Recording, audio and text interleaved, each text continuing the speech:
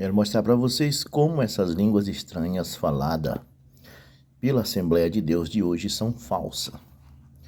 Aqui está o livro A História da Assembleia de Deus de Bragança, cidade onde eu moro. Todo mundo sabe que ela começou por aqui. Começou em Belém do Pará e Bragança. Então, na página 10, lemos o seguinte. No dia 25 de março de 1902, Daniel Berg desembarcava em Boston, nos Estados Unidos. Seu primeiro emprego foi como moço de cavalariça em uma fazenda, mas devido ao desgaste físico, pediu demissão, procurando um novo emprego como aprendiz de fundição, no qual desempenhou por longos 5 anos. Encontro de Daniel Berg e Gunnar Wingre. Daniel Berg e Gunnar Wingre se conheceram numa conferência batista em novembro de 1909, realizada em Indiana, na cidade de South Bend, onde Gunnar Wingre era pastor. Daniel ouviu falar de seu conterrâneo sueco e para lá se dirigiu, sendo então batizado com o Espírito Santo após a conferência. Passou a participar com Gunnar Wingre dos cultos de sua igreja. Um dia, Gunnar Wingre e Daniel Berg visitaram a residência de um homem de Deus chamado Adolf Udding. Preste atenção. Eles estavam nos Estados Unidos. Adolf Udding era um homem que falava em inglês. Era a sua língua nativa. Quando chegaram, o Espírito de Deus veio sobre o irmão Udding, que foi arrebatado, confirmando a chamada de Daniel como companheiro de Gunnar Wingre nas Santas Missões do Brasil. Daniel voltou a Chicago decidido a pedir demissão, contou a seu patrão os planos e decisões que havia tomado, agradecendo o tempo que passara ali.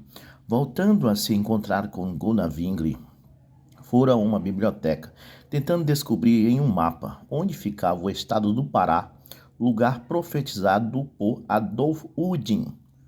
Logo verificaram que ficava no Brasil. Assim foi possível descobrirem que os desafios eram assustadores e, ao mesmo tempo, magníficos. Então, virando a página 11 aqui, mostra o navio. Virando a página, diz, página 12. Durante a viagem, nossos missionários receberam o selo de seu chamado, ganhando um companheiro de viagem para Cristo.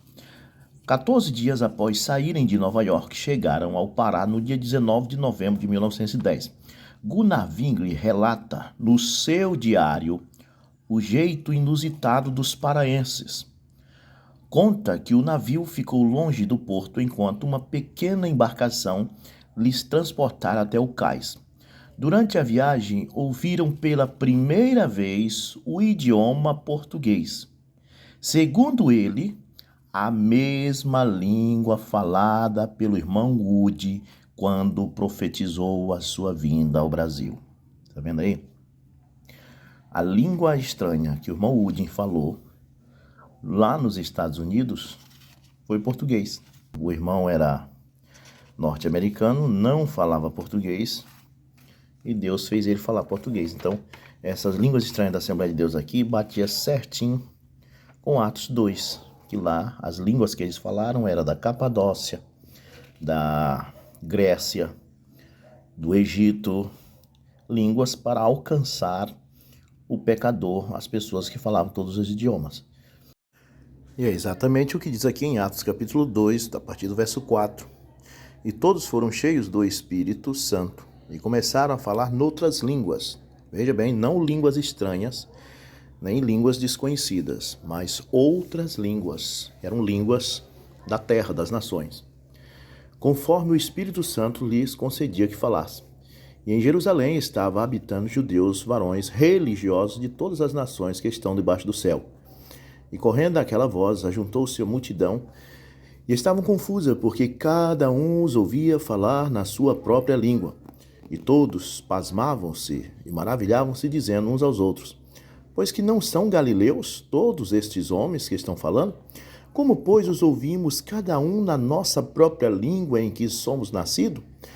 Partos e medos, elimitas e os que habitam na Mesopotâmia, Judeia e Capadócia, Pontos e Ásia, e Frígia e Panfilha, Egito e partes da Líbia junto a Cirene, e forasteiros romanos, tanto judeus como prosélitos, cretenses e árabes, todos estamos ouvindo em nossa própria língua falar das grandezas de Deus. Observe? Não eram línguas estranhas e nem línguas desconhecidas. Eram outras línguas, línguas das nações, porque Deus queria alcançar todo mundo, porque as línguas tinham sido confundidas lá em Babel. E Deus queria que todos ouvissem o evangelho e fez com que eles entendessem cada um em sua própria língua. Então isso que você viu em Atos 2 é outras línguas. Eles falaram em outras línguas além do hebraico. Eles falaram em capadócio, eles falaram em egípcio. E isso está reedificando, porque estava ganhando os pecadores de todas as nações para Cristo. Mas em 1 Coríntios 14, os irmãos da igreja de Corintos estavam falando, eram as línguas estranhas, tipo Siricai, Sirianda, Xalabandaia, línguas que não eram de nenhuma nação. E os irmãos da igreja de Corinto estavam cometendo alguns erros, tipo, uns comendo demais a ceia, não esperando pelos outros, e outros comiam tanto a ponto de se embriagar, e outros não comiam nada. No capítulo 14, no verso 34, também eles estavam colocando mulher para falar na igreja. Paulo disse: não permito que as mulheres ensinem na igreja. Então a igreja de Corinto estava um pouco bagunçada. E aqui eles estavam, no capítulo 14, falando, eles não estavam falando as mesmas línguas, as outras línguas que eram faladas no Pentecoste, mas estavam falando línguas estranhas, tipo uma coisa que não é de nenhuma nação. E Paulo corrige eles aqui, dizendo: segui a caridade e procurai com zelo os dons espirituais, mas principalmente o de profetizar, porque o que fala língua estranha não fala aos homens senão a Deus. Ou seja, só Deus pode entender isso aí. Não é egípcio, não é italiano, não é romano, não é português, não é inglês. Então é uma língua estranha, não é de nenhuma nação. Não vai edificar nada, porque vai ganhar quem? Se você quer ganhar algum homem da terra para Cristo, você tem que falar o idioma da terra. E aí só se fosse para ganhar os alienígenas, né? As línguas aí, Paulo diz, são estranhas essas línguas. Então, só Deus pode entender o que vocês estão falando, porque vocês não estão falando a mesma coisa que foi falado no Pentecoste. O que fala línguas estranhas não fala aos homens, senão a Deus, porque ninguém o entende. E em espírito fala de mistérios.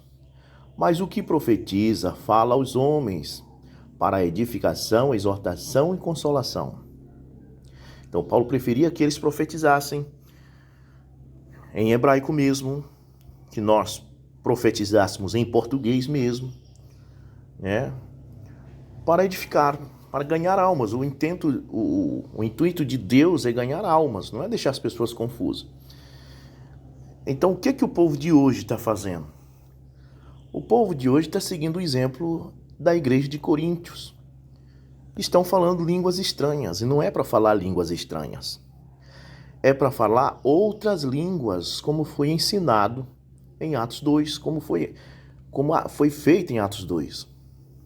Línguas que ganhava quem era da Capadócia, ganhava quem era da Itália, ganhava quem era do Egito. Então aqui em 1 Coríntios 14, Paulo está corrigindo os irmãos de Coríntios que não estavam falando em outras línguas, eles estavam falando línguas estranhas. Então você vê aí, como eu mostrei, a Assembleia de Deus no início falavam outras línguas, igual no Pentecoste. Os irmãos Daniel Berg e Gonavinga receberam a profecia dele em outra língua. Quando chegaram no Brasil, descobriram que esta outra língua era o português.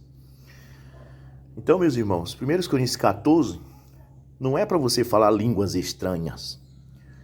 É para você voltar ao Pentecoste e falar outras línguas.